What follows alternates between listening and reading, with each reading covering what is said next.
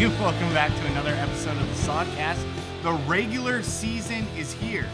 We've been waiting. Spring training was fine, but now every game matters.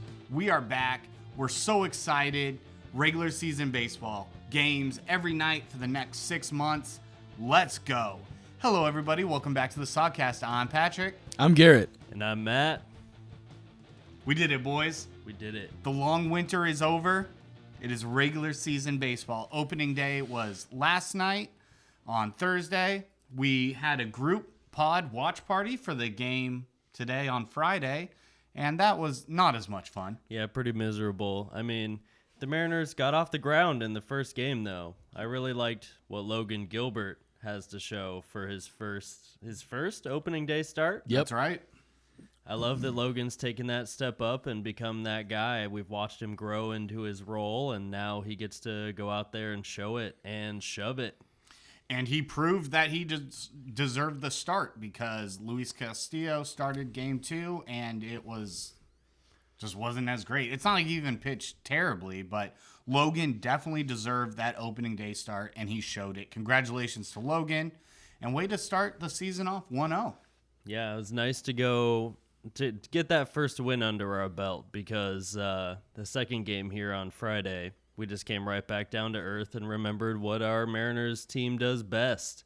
We had some late inning theatrics in the first game, 2 home runs in the 8th inning to rise above and win, and it wasn't the same on Friday. I mean, we had 5 hits total, and it was not fun. 7-0 shellacking. Not a good time.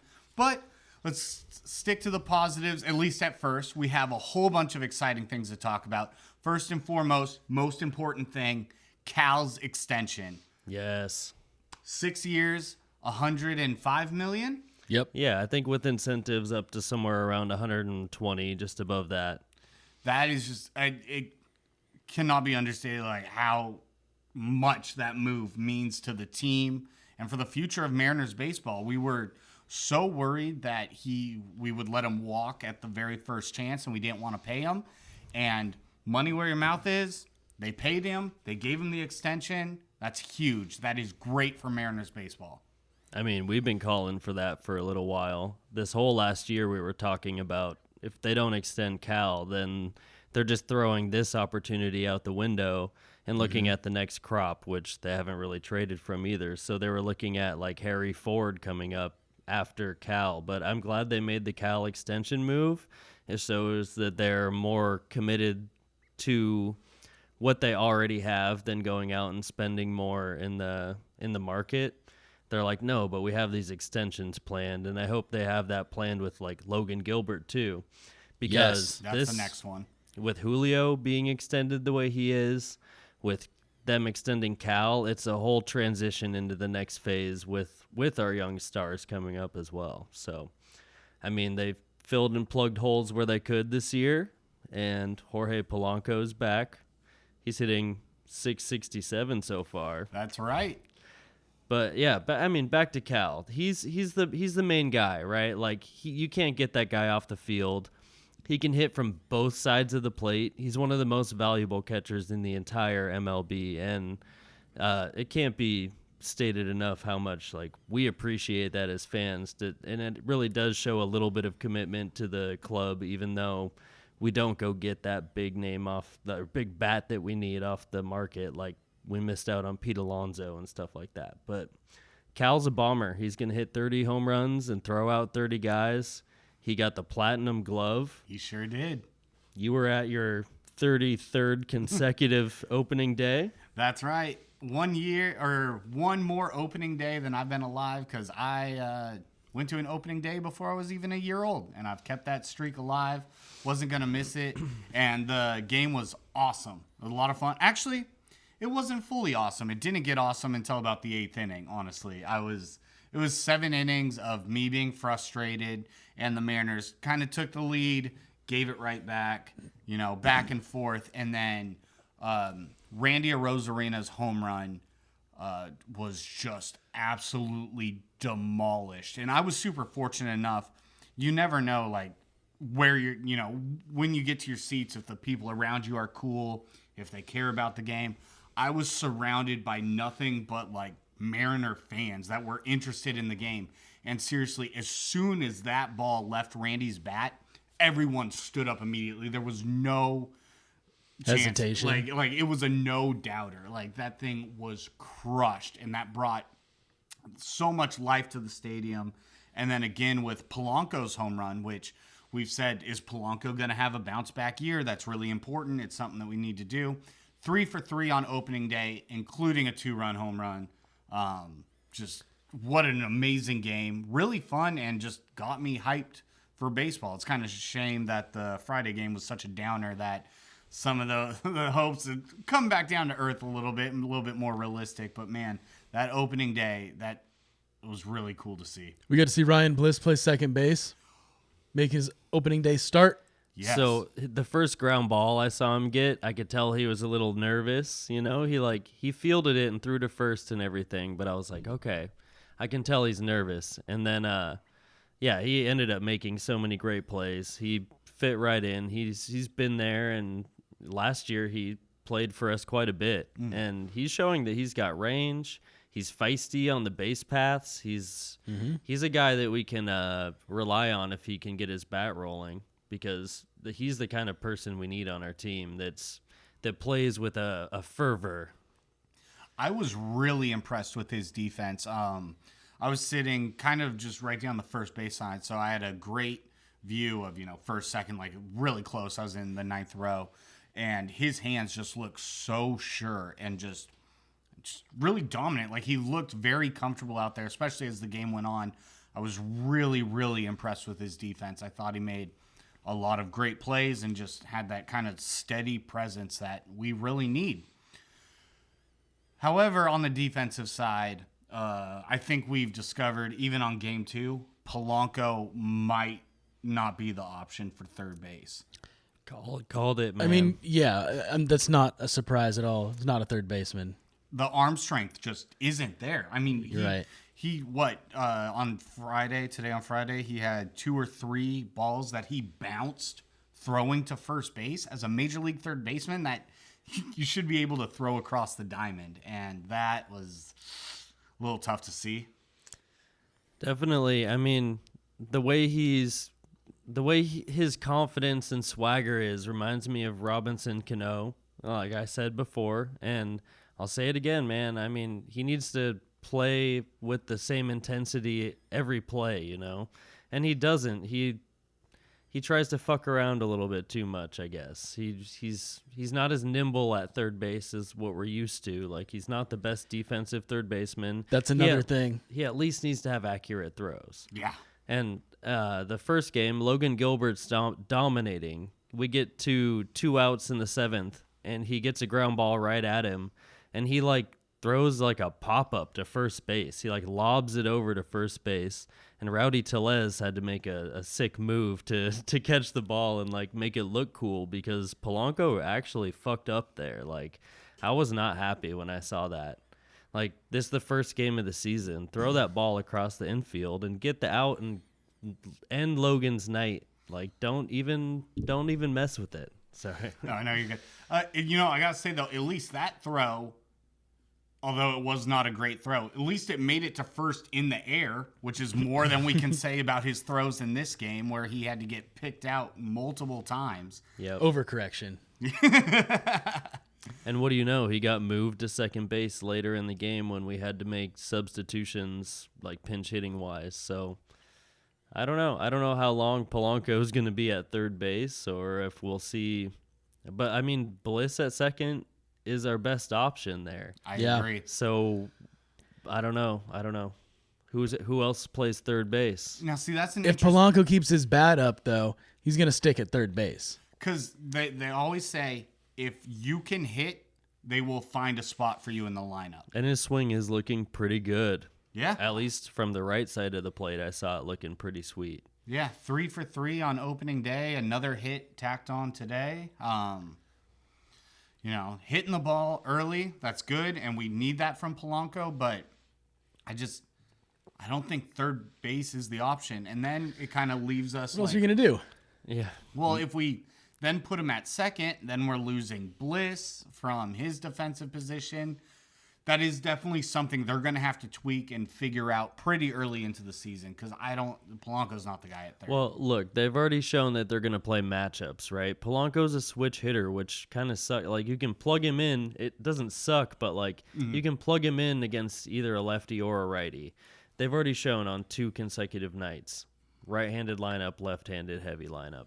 And JP was the only lefty in the lineup tonight on Friday against a lefty. So I don't know. I guess what I'm saying is, like, he can be in the lineup every day if he can hit, but maybe he'll have more DH days than we think if his knee isn't up to par and he can't move nimbly at third base. If he doesn't have the arm and can't hack it, he'll get more DH days than he will, like, second base starts. That way you can still play Bliss and half rest Polanco instead of having him out there risking his knee or our defensive prowess when we can have someone like Dylan Moore play third base.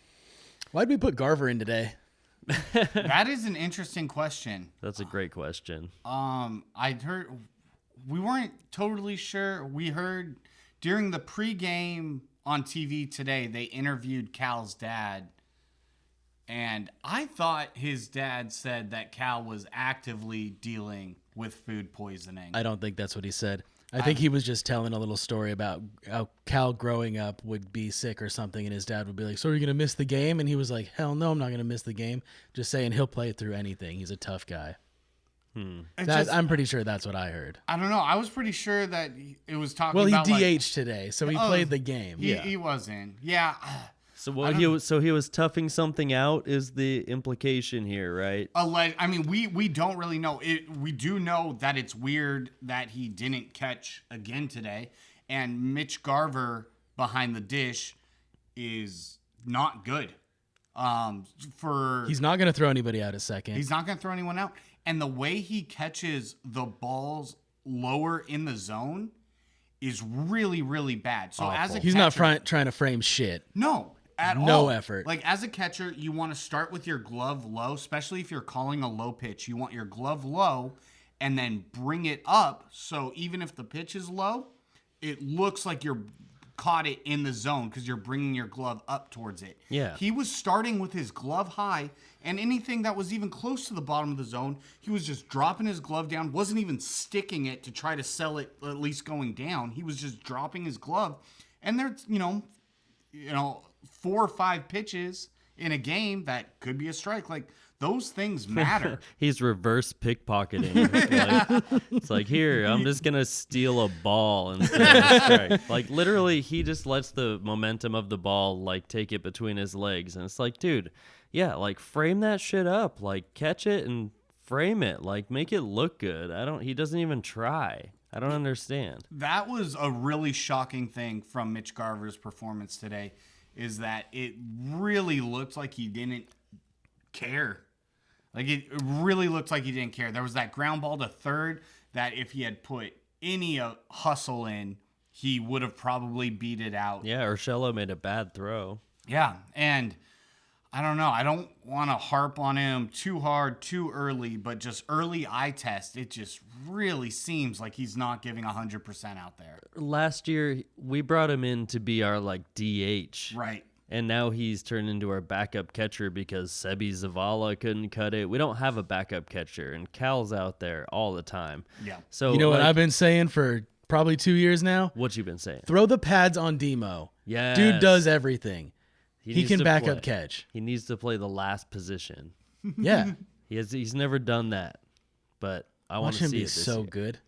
Dude, he'd be so good. He'd frame way better than Garver. I just want to see effort. And, yeah, I was really shocked with Garver's lack of effort today. And then there was the play where, to be fair, Christopher Negron, as our new third base coach, huge promotion for him. He sent Garver home on a soft looper to center field. He should have never sent Garver.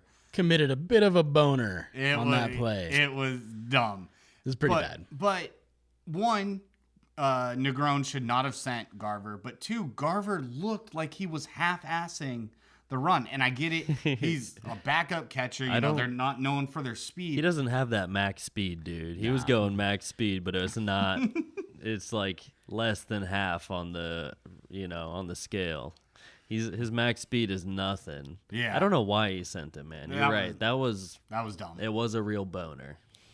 I mean, he hit that short grounder to get thrown out at first base, and there was zero hustle. Yeah. Just, dude, nothing. So and not that he was gonna make it, but like, hey, show that you're trying on the second day of the season. Seriously. Isn't he supposed to be a veteran presence as well and show that he's been there and, gone through the grinder and has made it out the other side and is a fully formed, like, teammate? But no, it doesn't seem that way. It doesn't make me optimistic about the cohesiveness of our clubhouse with all the moving parts and everything. Like, we want our young guys to gain experience around good influences, and that doesn't seem like something that's blossoming there with Garver. So I don't know, man. Yeah, man. I think you're right. Throw the pads on Demo for sure. Yeah. Why not? What the fuck are we doing? Let's see, another thing. I mean, even though we won opening day and it was a good last 2 or 3 innings, the beginning of the game was pretty bleak. Yes. It really just showed like, oh, more of the same. Okay, we're going to do the same thing as we did last year. We're not going to put up any runs until maybe the 8th inning. And if we don't do that, then we're going to get no runs in this game, which is exactly what we saw today, Friday. Yeah, that is what we saw. And then, of course, poor Logan pitches his ass off on opening day. 7 innings, 8 strikeouts, no walks, all but 2 hitters he started with a first pitch strike, which I think is the most impressive stat of that game.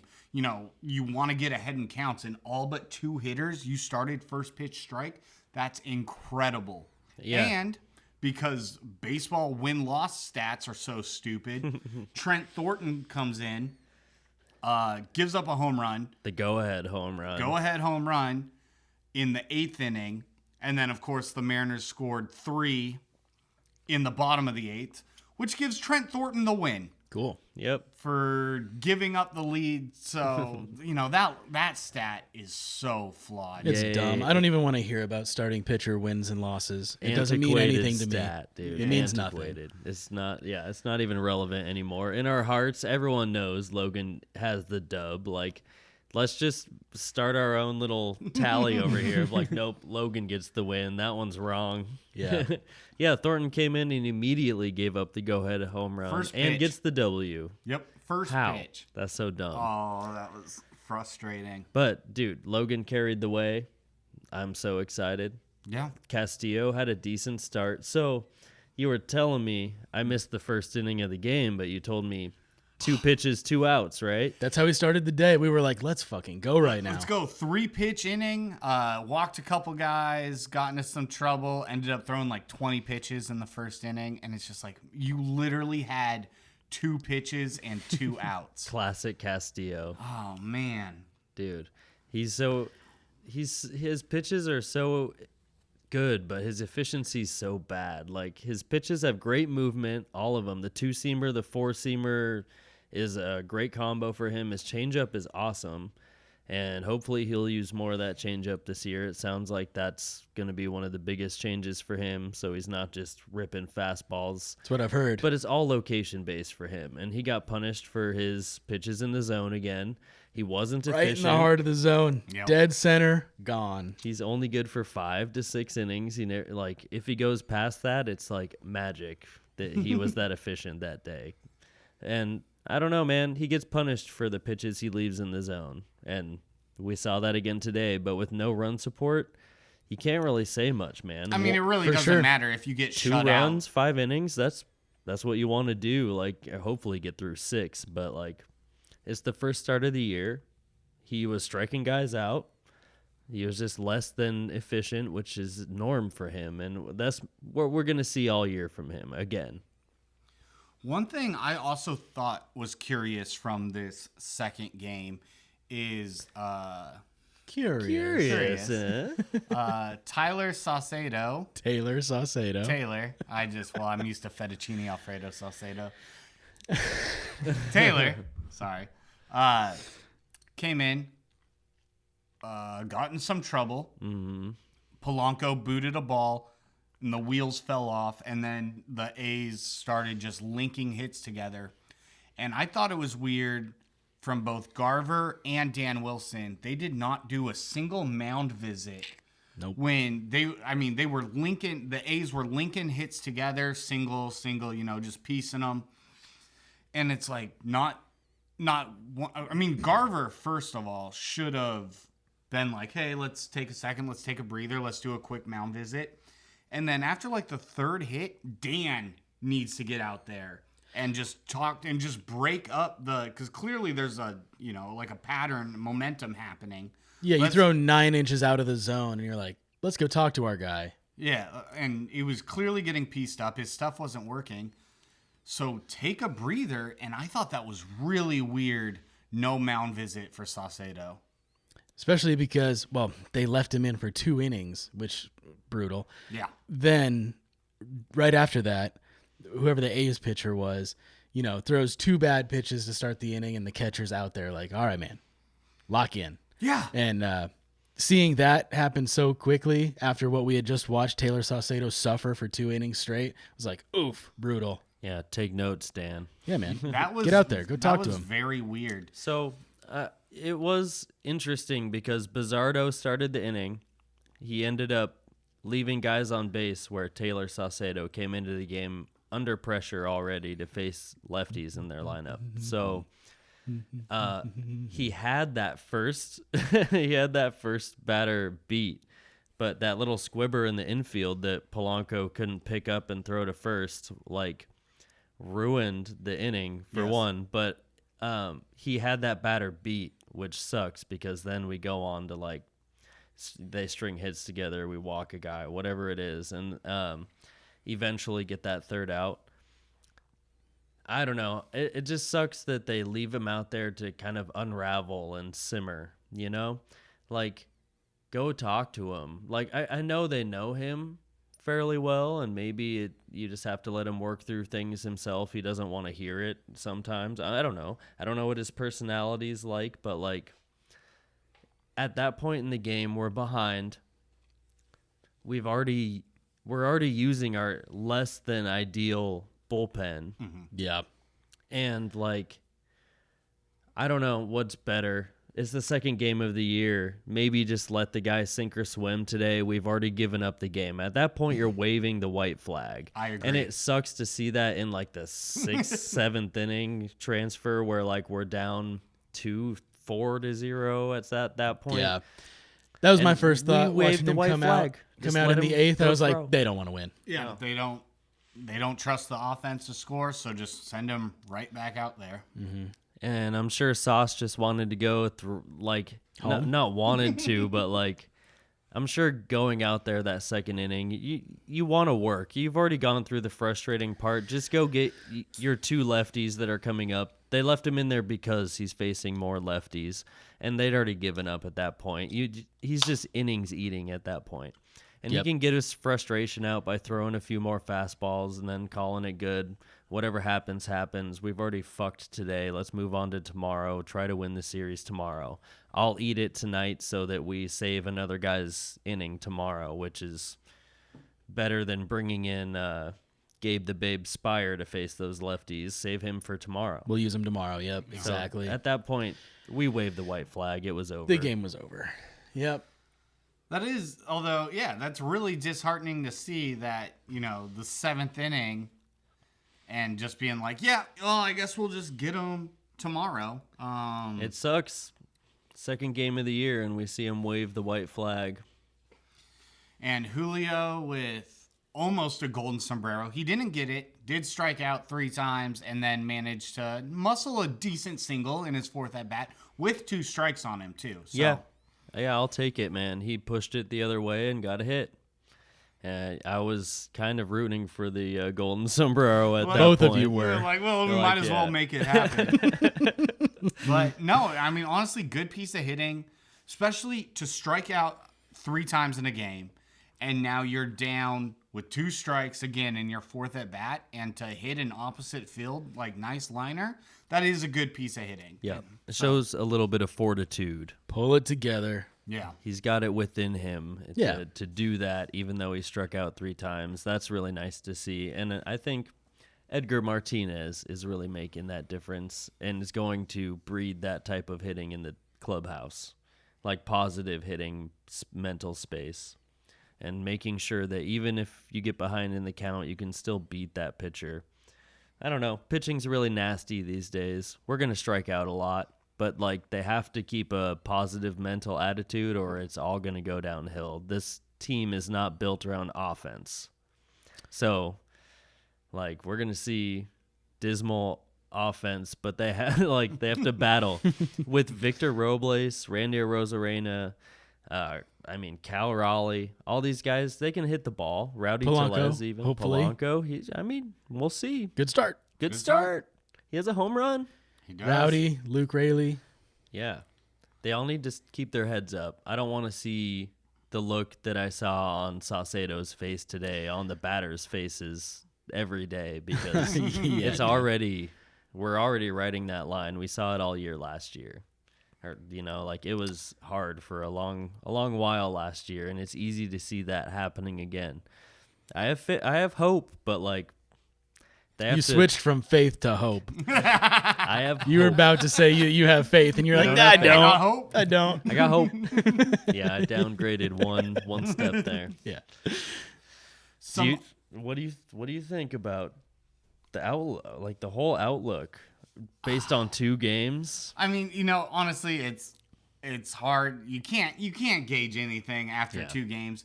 But it's so funny that we've literally already ridden the line of what we did all last season of game 1, shitty offense, big late inning heroics.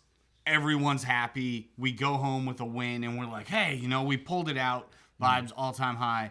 And then 1 day later, we're like, well, what the hell are these guys doing? 7-0 shutout at home, game 2nd of the year. I mean, that's just Mariners baseball, so I guess it's more par for the course. Honestly, I'm not going to overstep and gauge too much after just 2 games. We got to get the first 3 series out of the way, at least.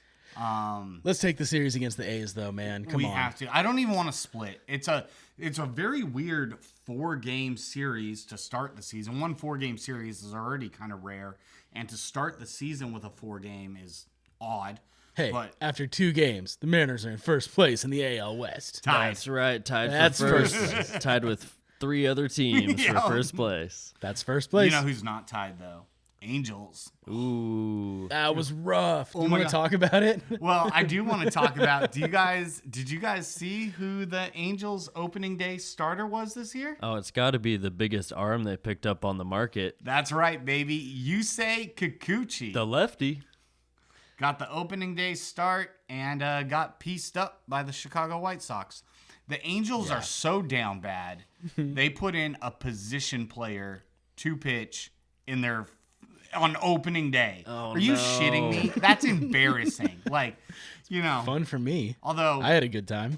getting stomped 7-0 is also embarrassing for the 2nd game of the season. But opening day, position player pitching. Oh, that's a tough look. That reminds me, Mickey Moniak, the guy that was owning us last year, they released him.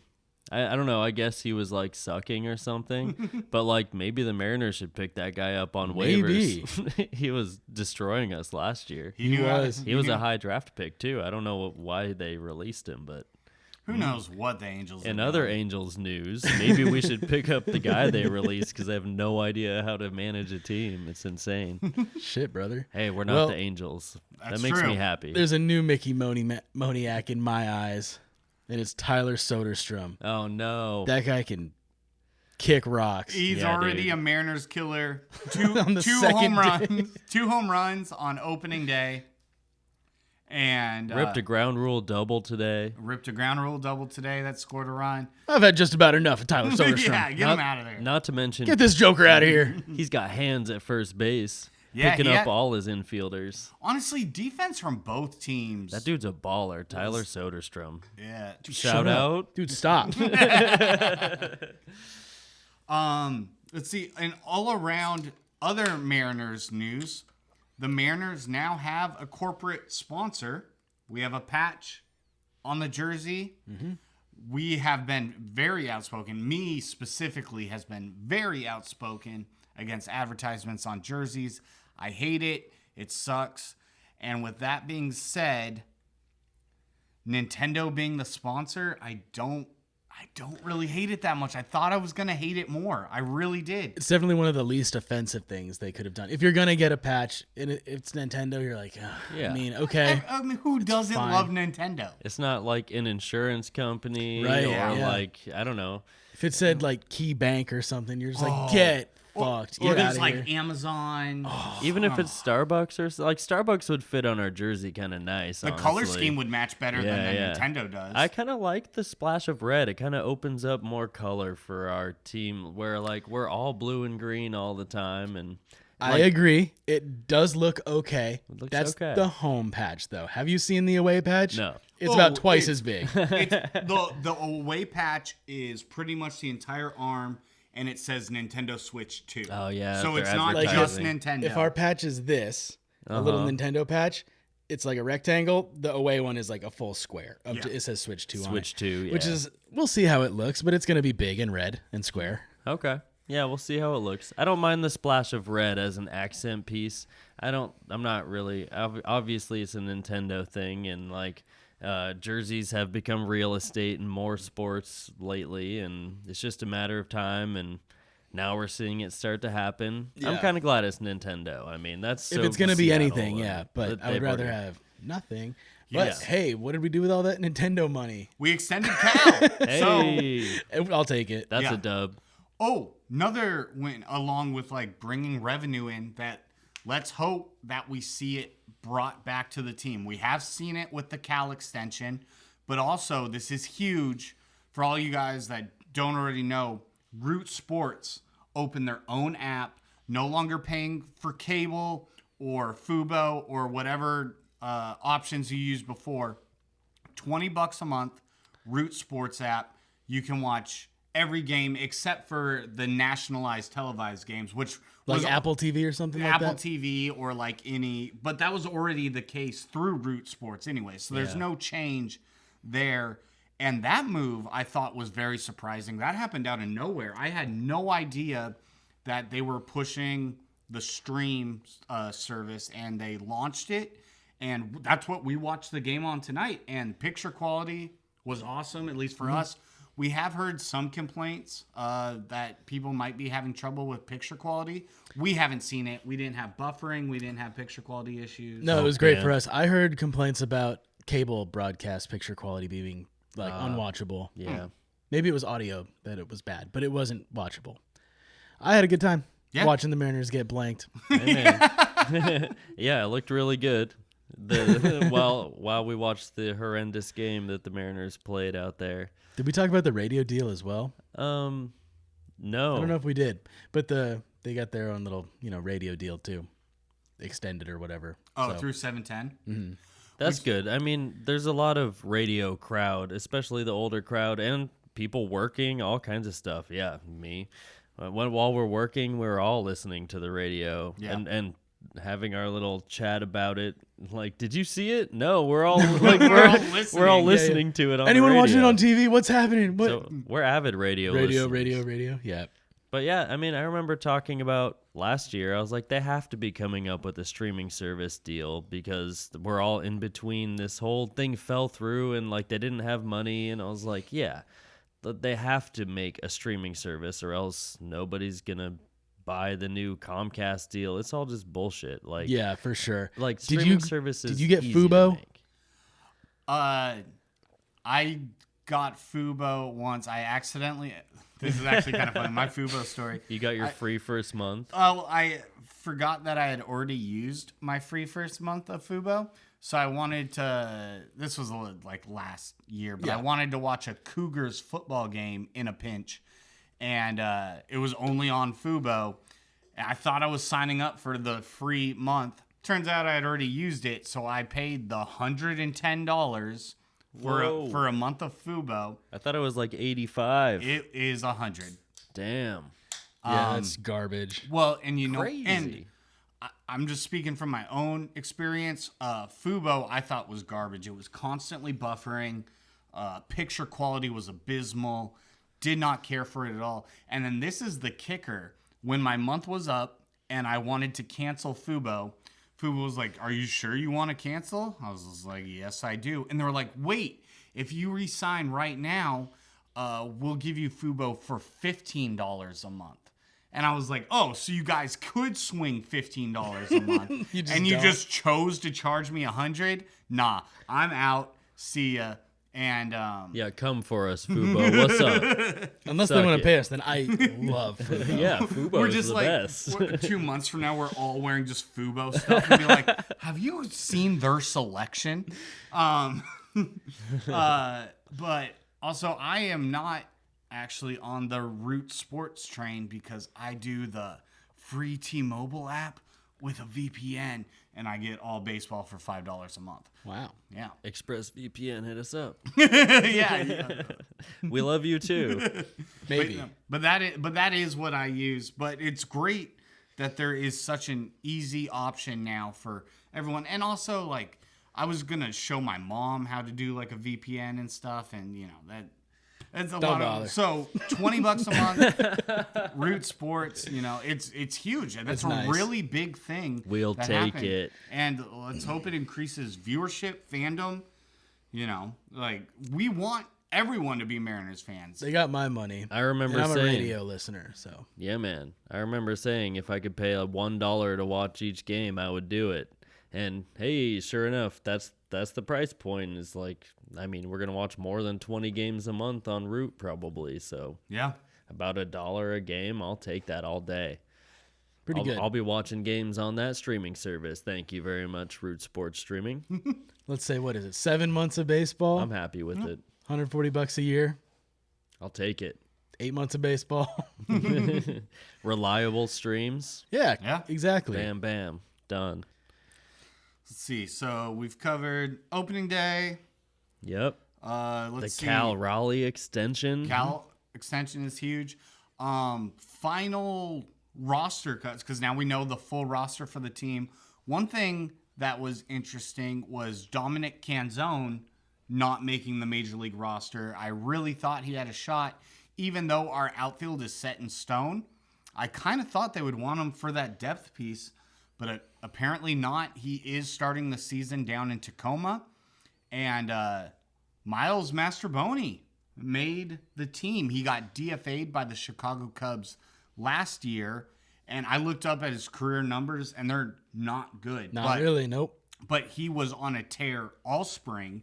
I mean, anytime you looked at the stat sheet for a spring training game, he was all over it. He batted over 400 in spring training, and he That's was so solid. And he was getting so much playing time.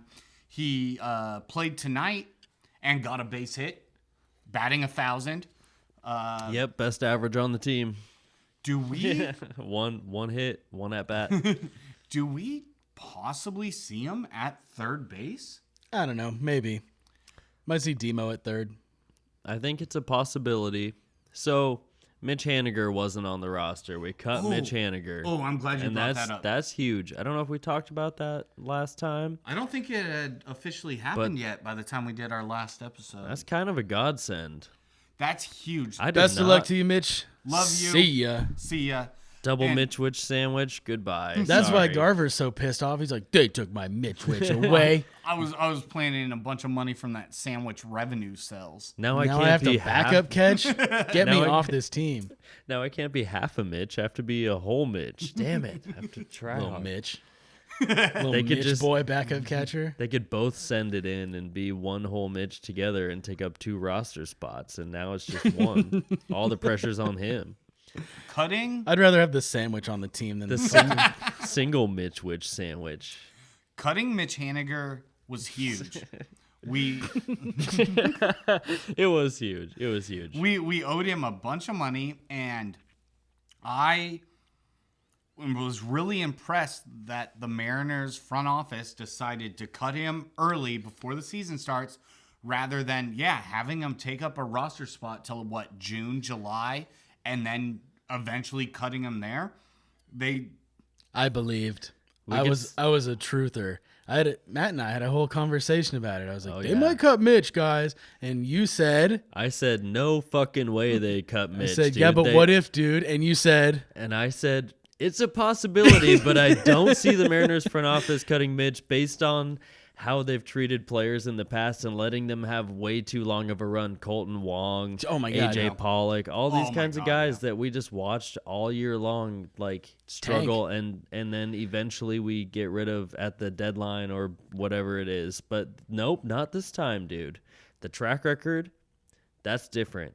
This Mitch Haniger, the Mariners, Mitch Haniger, before the season starts. Ooh. Pretty crazy. I was surprised, even though I was like, I think they might. I thought it was a joke at first. I couldn't believe it. And being so cheap and just handing out $15.5 million to be like, please don't play here. Yeah.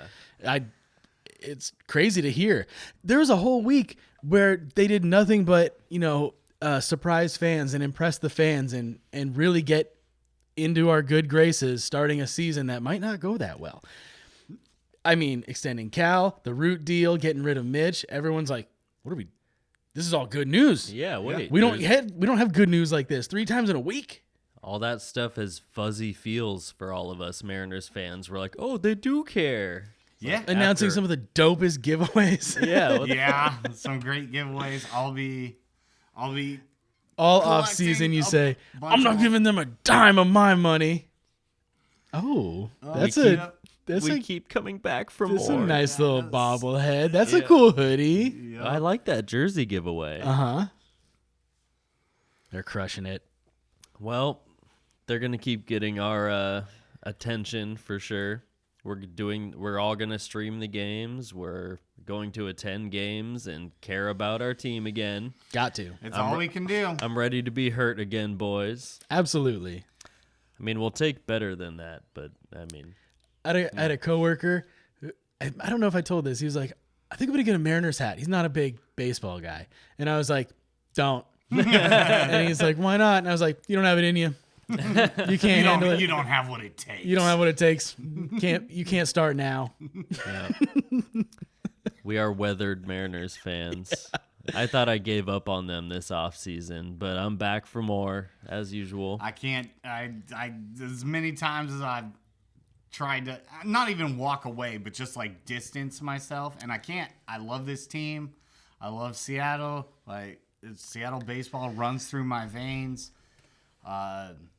It's a culture, man. It for is. Sure.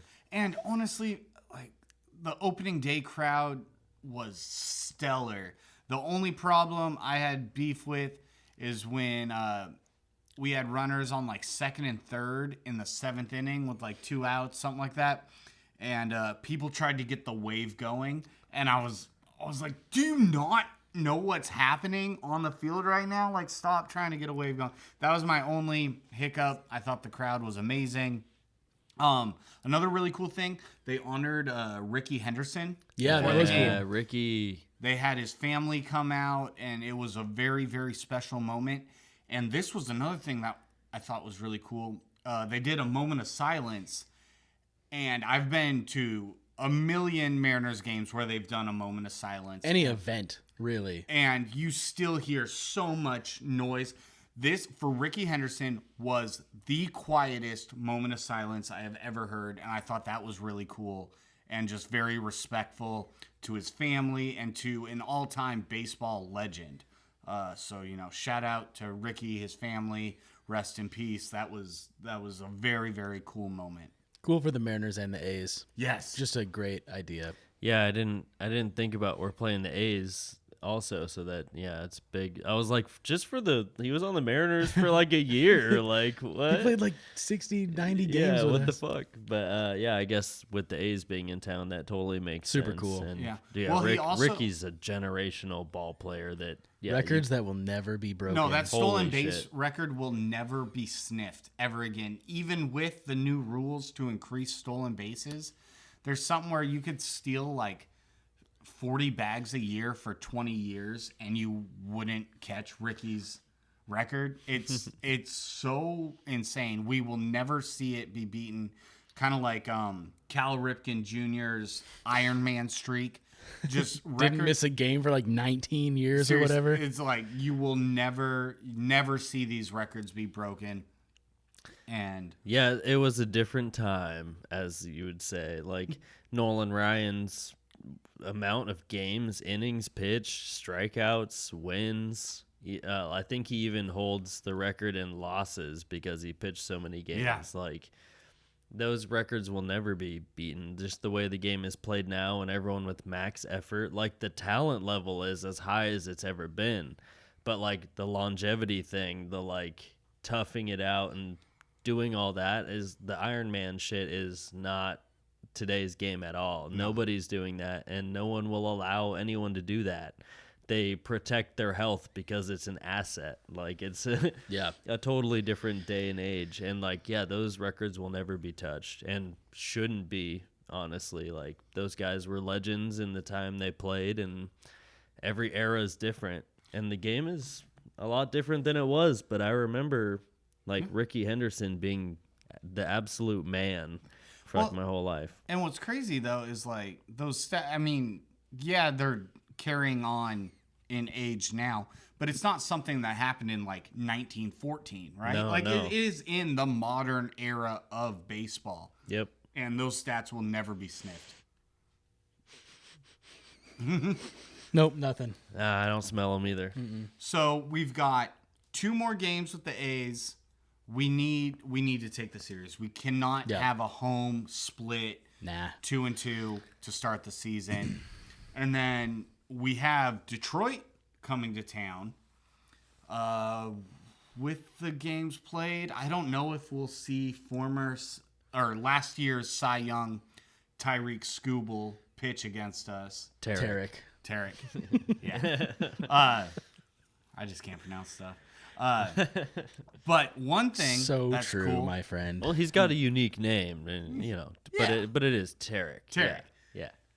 But another cool thing, in Bellevue, Bannerwood Stadium, where Seattle University plays, just put up a massive banner because Skubal pitched for Seattle University. Oh shit! And they have a really cool banner at the top of their stadium. Like when you walk in, it's this huge, and it shows him like in its Seattle U uniform, and then his minor league team, and then on the Detroit Tigers, and it's a banner celebrating his Cy Young win.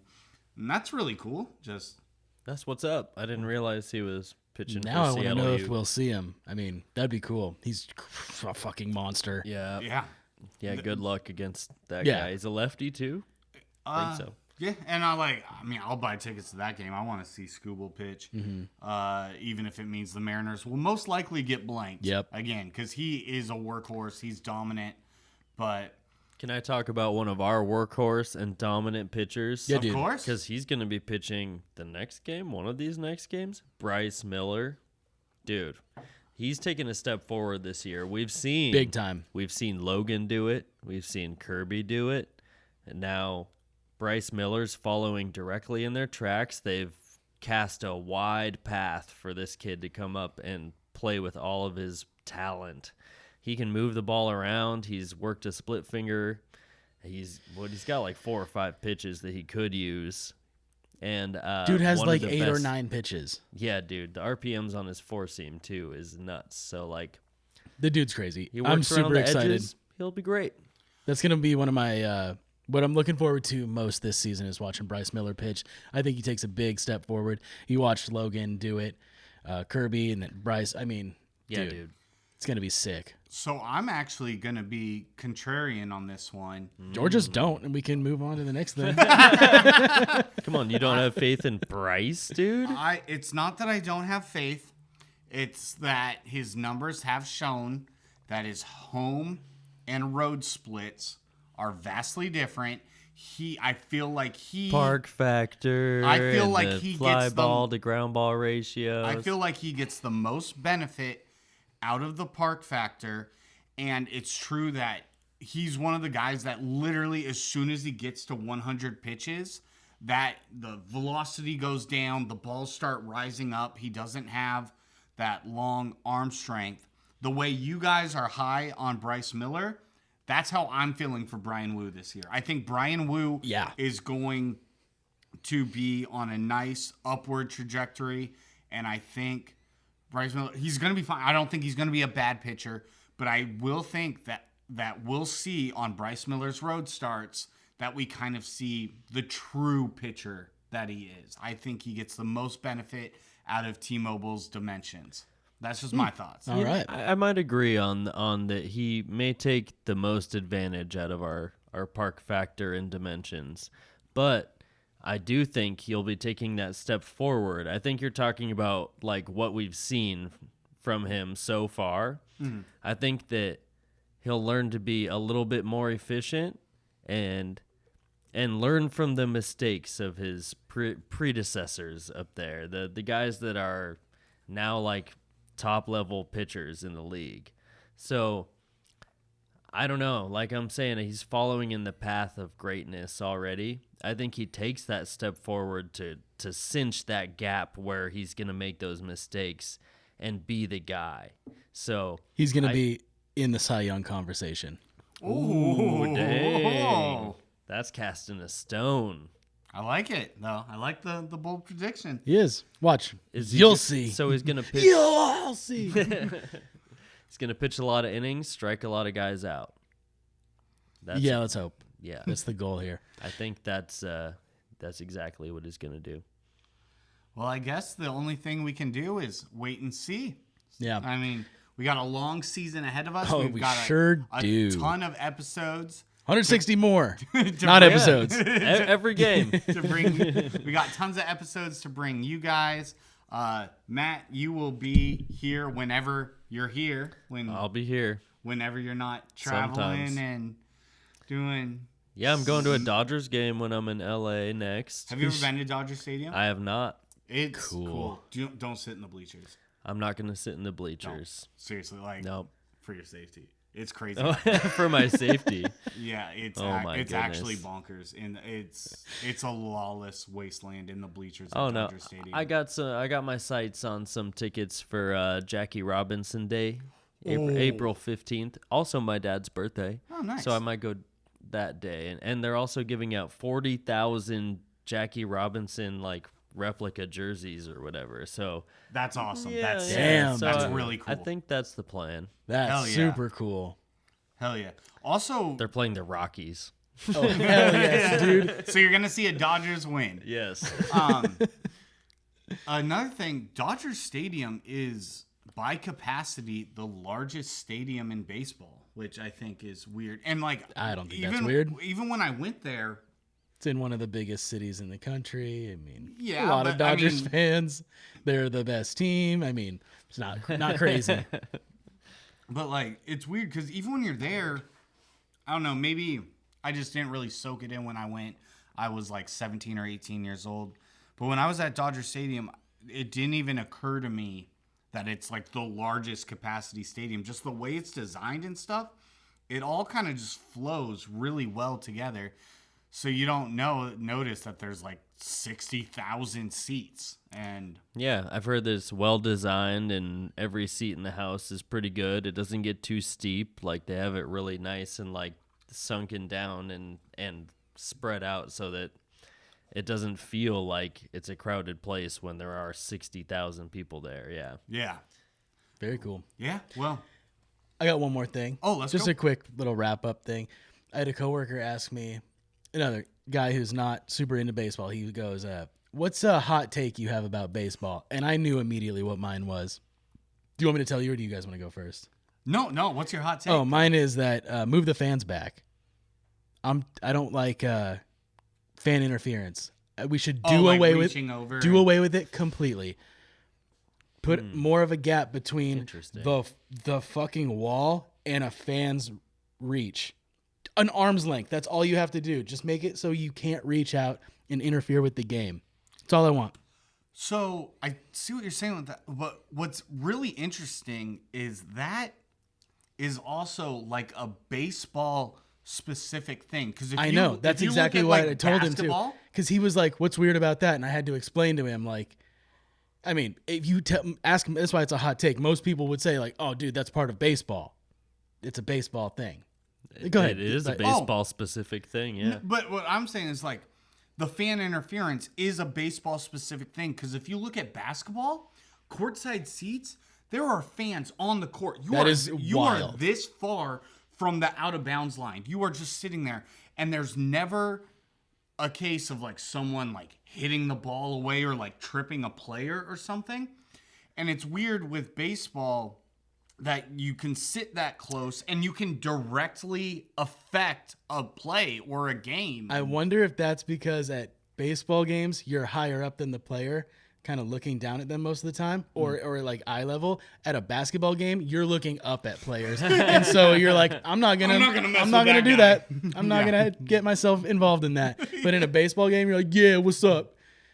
That's a good point. Move them back.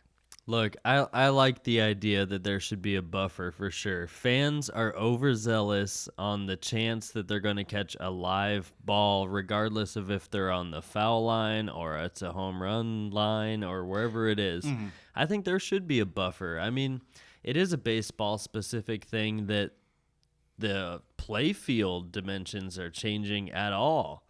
It's the only sport where the outfield wall is a completely different dimensions in every place, and whether the seats are right on the wall or there's a buffer. And it's super fucking weird. But that's why I like baseball too. So like, keep it quirky, whatever. Fit more Some people. of the quirks are fine. The different size fields is there. fine. I don't care about that. People Move love the fans sitting. back in every stadium. People love sitting right next to the field of play. Don't care. And those tickets are more expensive. And like, you know, that people pay for the opportunity to reach over the wall, which sucks. I would never mess with the ball in play, but like, it's really weird. It is really weird. And I'm with you. Make a buffer around the whole field. The dimensions changing is already good enough. One row of seats.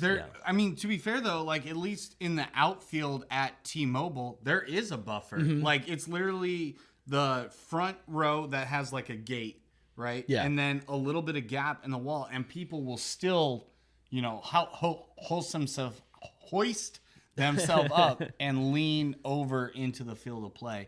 It doesn't happen as much at T-Mobile. I think that gap actually... It's pretty big, dude. It is big. Pretty real. I think that's fine.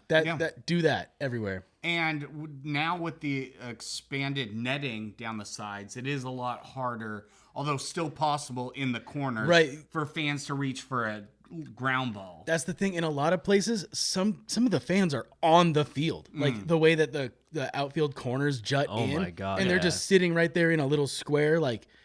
right next to the left fielder. Get those people out of there. Look at Fenway's right field is like super short, and like people are like a sitting cricket right boundary. there. Yes, there was a whole like accidental boob grabbing incident because like you're just like the player ran and like thought he was pressing against the wall, and it was just some lady sitting there. Yeah. Was it Prince Fielder who grabbed a nacho? That was Prince Fielder. Yeah, okay. Prince Fielder classic. We wouldn't have that moment without if there was a boundary, and that's X. That's A1. Oh, did Ty France do that? Did Ty France steal a I don't know, tot or a nacho or some garlic fry? Maybe a fry. I feel like that'd be a D. Gordon thing. I don't know. Who knows? Anyway, do you guys have a hot take about baseball? I do have a hot take. Okay, I want to hear it. I'm embarrassed to admit it too, and I know y'all are gonna get mad. I like the Manfred runner on second base in extra innings. Ooh. I do. I wish it didn't start in the 10th. But maybe the 12th inning, throw the runner out there. Because think about it. You have a random ass game in June. You play 162 games. And what? Your game goes 17 innings. You've decimated your entire bullpen. You're calling up minor league guys, being like, hey, can you get to the stadium real quick? We need someone else to play. We'll DFA this guy so you can pitch tonight. Can't just get on a bus. This guy pitched 4.5 hours ago in the 11th inning. We're going to DFA him. You take his spot. I hate to admit it. I feel guilty for admitting it. You should.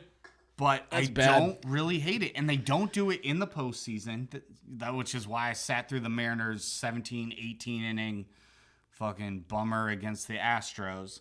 And you know what? Maybe the Manfred runner would have saved me my afternoon that day.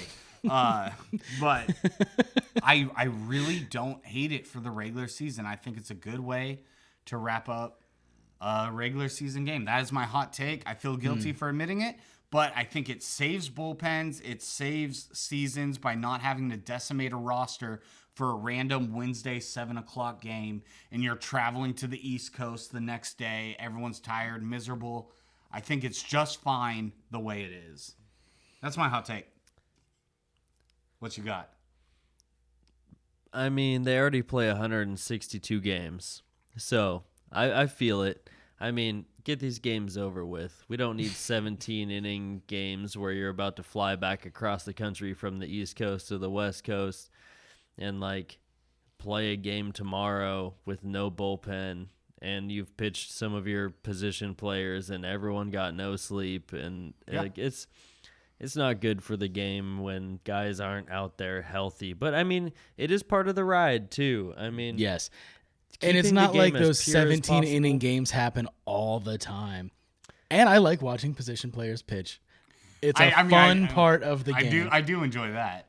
The game has to end at some point, right? Yeah, when someone wins. And the goal is to get that guy to go around all the bases and score. If you can't and do if it you in 6 hours. do that, then you should be out there struggling your ass through all that as a team. See, this is a team bonding experience. Yeah. And I kind of like that about baseball. It's already a grinder too. sport.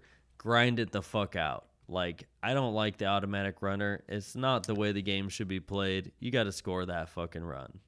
I agree. Work for it. And you're right about the 10th inning thing. That's too soon.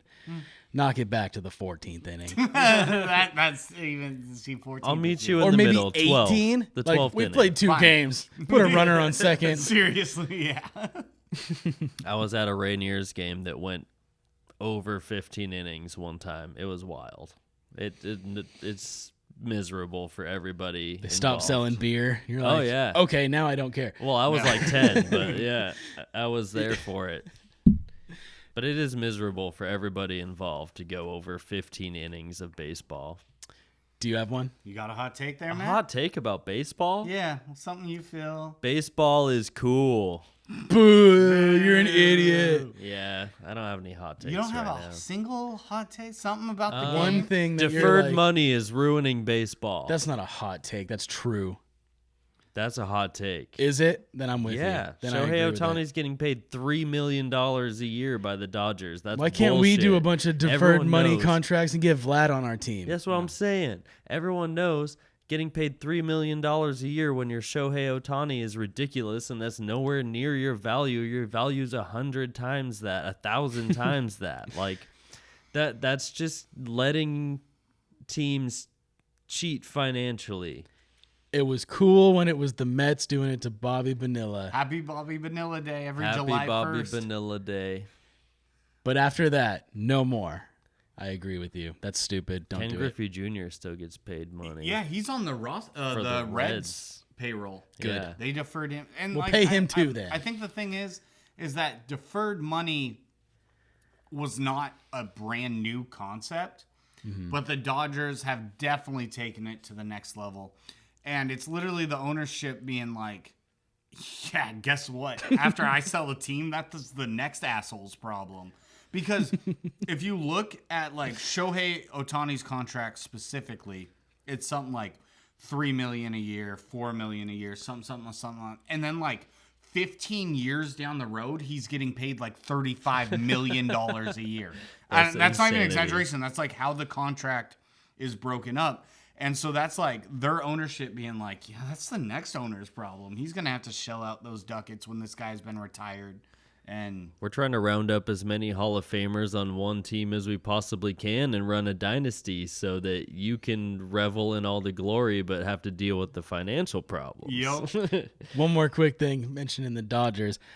I thought Max Muncy was on the A's. I listened to opening day on the radio, and this is totally me being ignorant. I'm like, Max Muncy on the A's, interesting. I was at the stadium. I heard Max Muncy. I was like, oh, that's cool. That's Max Muncy. Yeah. No, it's not. No, it's not. It's some other guy. It's some other guy. Another Max Muncy. Identity theft is not a joke. Exactly. That's not Max Muncy. He just went through a time machine. He's coming up for a second run at his career. He's a compiler. 29 years in the league, Max Muncy. Making his major league debut. Add both of their stats together, and they may be a Hall of Famer. Right, yeah.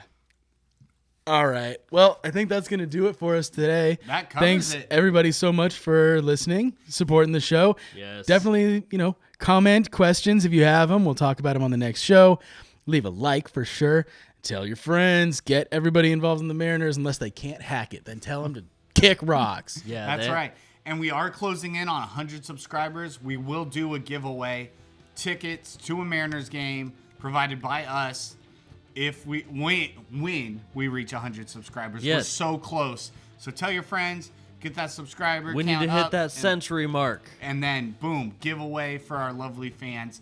Thank you all for sticking with us for all these years. We are now in the regular season. We are back on a regular recording schedule. We'll be back every week.